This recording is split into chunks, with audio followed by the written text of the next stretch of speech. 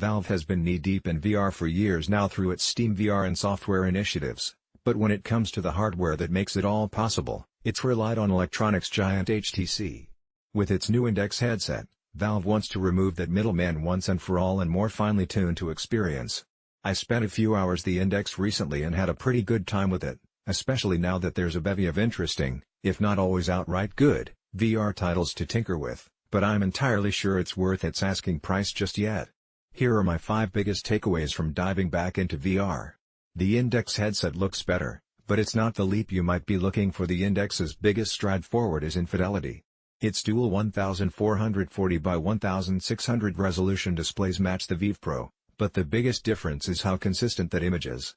The Index can run with a refresh rate of up to 144 Hz, though it's more comfortable at 120 Hz, making games look and feel smoother. I felt this most while playing Beat Saber, which relies on objects constantly moving at a high speed, making the difference in refresh rates more noticeable. I also found I didn't have to angle my head around as much to find the perfect, least blurry angle.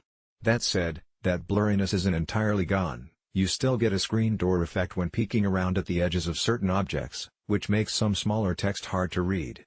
The new Index controllers feel great. The Index controllers Valve is shipping with its new headset sport one major new feature, and it shows some promise.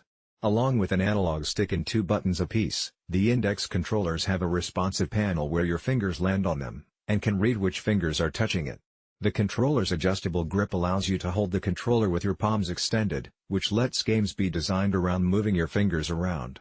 The best showcase of this technology comes, unsurprisingly, from Valve itself. In the Aperture Hand Lab demo, which is expertly written, genuinely funny for its 10-minute runtime, and shows why Valve should make single-player games again, you're asked by various personality cores from the Portal series to wave, give high-fives, play rock paper scissors, and make other gestures with your hands.